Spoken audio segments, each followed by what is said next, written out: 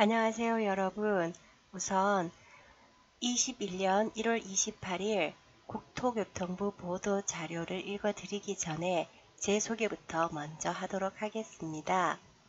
저는 복덕방 텔레비 운영하는 황재숙입니다. 2020년 31회 부동산 공인중개사 자격증을 취득했고요. 이제 조만간 중개 업무를 시작할 계획입니다. 중개 업무를 시작하기에 앞서 제가 알고 있는 그간 공부했던 지식들이 얼마나 잘 실무에 적용될 수 있을지 두려움도 많지만 우선 이런 두려움을 해소해 보기 위해 여러분들과 같이 소통하는 작업이 필요하겠다 싶어 부동산 텔레비를 오픈하였습니다. 여러분들의 관심과 그리고 애정 어린 조언들 부탁드립니다. 그리고 물론 제게 좋아요와 구독하기도 눌러주신다면 큰 힘이 될 것입니다. 여러분 늘 행복하시고요. 오늘 저는 2021년 1월 28일 국토교통부 보도 자료를 읽어드리는 것으로 한번 시작해 보도록 하겠습니다. 우선 위에 있는 이런 글들은 사례에 대한 글들이라서 패스를 하고요. 좀 본론으로 들어가 보겠습니다. 국토교통부에서 신혼부부 생애 최초 특별 공급 소득 요건을 개선했고요. 이 개선 사항은 2월 2일부터 시행이 된다고 합니다. 자, 어떤 내용이 개선이 되었는지 한번 보겠습니다. 신혼부부 특별 공급 소득 요건 변경 사항입니다.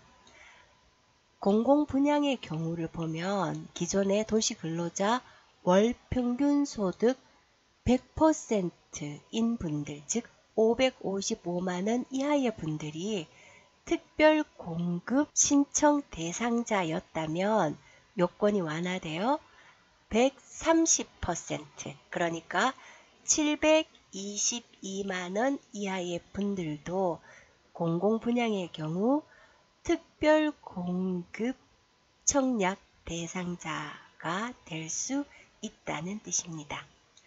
신혼희망타운의 경우 기존 120%였던 것이 즉 721만 5천원 이하의 분들이 특별 공급 대상자였다면 130%까지 상향 조정되었다는 것입니다.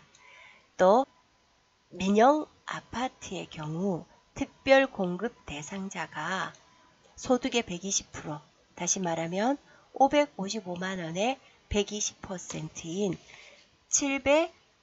721만 5천원 이하가 되는 분들이 특별 공급 대상자였다면 이제는 140%, 888만원 이하의 분들도 특별 공급 대상자로 선정이 될 수 있다는 것입니다.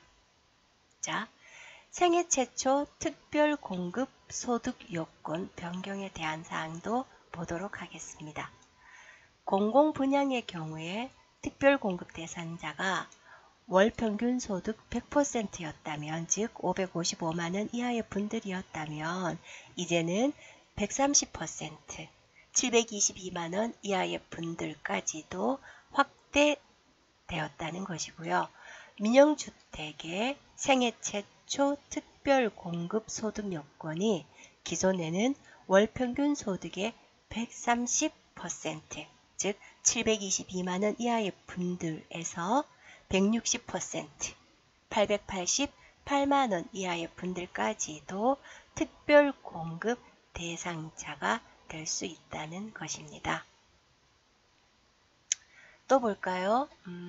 이건 기 20년 11월 5일자 보도된 바가 있는 것인데요. 이것을 다시 한 번 더 설명을 해 드리도록 하겠습니다. 자, 사업 주체가 수분양자의 안전적 입주를 위해서요. 입주 예정일 2개월 전에 실 입주할 수 있는 달을 통보해주고 1개월 전에는 입주할 수 있는 날짜를 각각 통보하여라 하는 내용입니다. 조금 더 구체적으로 500세대 이상이라면 입주 지정 기간을 최소 60일 이상으로 잡고 500세대 미만이라면 45일 이상으로 설정하여라 이런 얘기입니다. 이런 식으로 좀 일찍 통보를 해준다면 실입주자들에게는 이사 날짜를 잡는다거나 또 자녀분 금액들 아직 준비되지 못한 것들이 다들 있으실 거잖아요. 물론 준비되신 분들도 많으시겠지만 이렇게 잔금 준비일도 계획하기 좋게끔 미리미리 좀 알려주어라 하는 의도에서 마련한 내용인 것 같습니다. 전매행위 위반자에 대한 입주자 자격 제한을 신설했습니다. 기존에는 전매행위 위반자라 할지라도 본인의 청약 통장을 이용하여 청약이 가능했었거든요. 그런데 이제 20년 2월 19일부터는 위반한 자가 본인의 청약 통장을 이용하여서는 10년간 입주 자격이 제한된다는 것입니다. 조심해야겠죠? 10년간이라 어마어마한 세월 아닙니까? 자, 또 있습니다. 물론 이것도 20년 11월 13일자 보도자료에서 이미 설명된 사항입니다. 공공임대주택 1, 2인 가구 소득 기준이 개선되었다는 것입니다. 공공임대주택에 입주하기 위해서 1인 가구의 경우에는 소득 수준이 20%포인트, 2인 가구의 경우에는 10%포인트가 상향이 된다는 것입니다.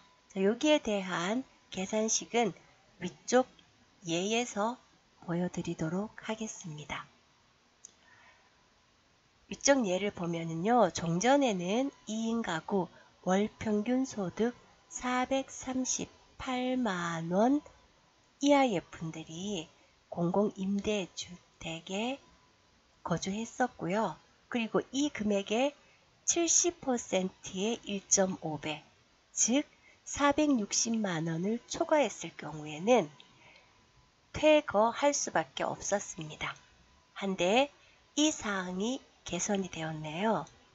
월 평균 소득 438만원의 80%의 1.5배, 즉 526만원을 초과하지만 않는다면 이사 고민 없이 공공임대주택에 계속 거주할 수가 있을 것이다.